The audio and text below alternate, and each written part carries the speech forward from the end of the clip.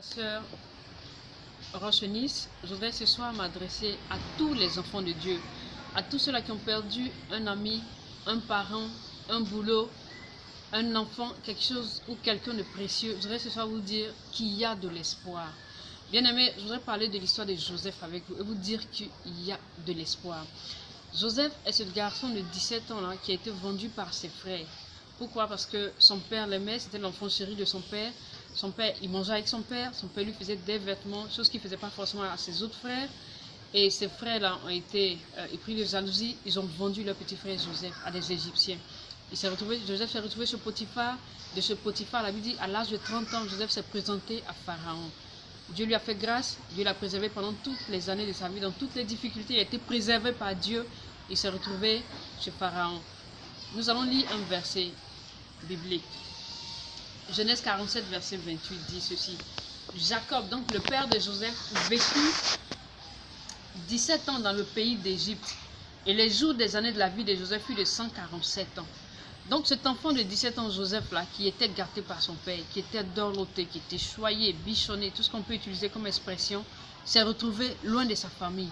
Malheureux, triste, qui pensait qu'il n'allait jamais revoir son père, il pensait que son père était mort. Et la Bible dit, un jour, Jacob, le père de Joseph et Joseph, son fils, se sont retrouvés avec ses frères, avec toute sa famille.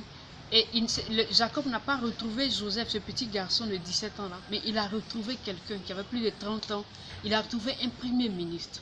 Il a retrouvé quelqu'un qui était respecté de tout un pays. Parce que la Bible dit, Pharaon a dit à Joseph, la Bible dit, Pharaon s'est incliné devant Joseph. Et il a dit à Joseph, dans tout ce qui concerne les affaires du royaume, de ce pays-là, tu es le chef. Mais quand il en vient au trône, je suis ton patron. Donc le père a retrouvé un enfant élevé, un enfant béni, un enfant dans la gloire. Je voudrais ce soir vous dire que je ne sais pas ce que vous traversez, je ne sais pas ce que vous avez perdu. Ce qui a fait que Dieu a été avec Joseph, ce qui a fait que Joseph a été élevé, ce qui a fait que Joseph est devenu le premier. Joseph avait ce respect là du peuple d'Égypte et son royaume s'étendait au-delà de l'Égypte. C'est la présence de Dieu dans sa vie. C'est la fidélité de Joseph. Il est resté fidèle à Dieu. Dans les épreuves que vous traversez, dans les difficultés, n'abandonnez pas la main de Dieu. Il y a de l'espoir pour ceux qui sont attachés à Dieu. Il y a de l'espoir pour ceux qui restent avec Dieu. Il y a de l'espoir pour ceux qui font confiance à Dieu. Joseph a pleuré. Un enfant de 17 ans, j'étais dans un trou. Il a eu peur. Il a pleuré. Il a crié. Il a invoqué Dieu. On avait dit, même quand il était en ce Potiphar, il a trouvé grâce auprès de Potiphar. Quand il était en prison, il a trouvé grâce. Jusqu'à ce qu'à l'âge de 30 ans, il puisse interpréter le songe de Pharaon et que Pharaon le nomme premier ministre. Et que Joseph soit celui-là qui avait l'administration de toute la nourriture, de toutes les ressources de l'Égypte. Bien aimé, il y a de l'espoir. Tu as peut-être perdu ton boulot, tu as peut-être perdu tes parents, tu n'as peut-être plus rien, aucun soutien. Joseph n'avait aucun soutien, il ne connaissait personne. Mais la main de Dieu, la faveur de Dieu, la présence de Dieu n'ont jamais quitté Joseph. Et c'est ce qui a fait la différence. Ce n'est pas un parent qui va te lever, ce n'est pas un parent qui va te bénir, ce n'est pas une relation, ce n'est pas un ami, c'est la présence de Dieu. Il y a de l'espoir parce que Jésus-Christ est là. Il y a de l'espoir parce que Dieu est là, parce que Dieu n'a pas changé. Tout le monde peut nous abandonner, mais Dieu ne nous abandonne pas. Je vais chanter avec un chant avec toi ce soir. Et ce chant dit, je t'aime tant Seigneur.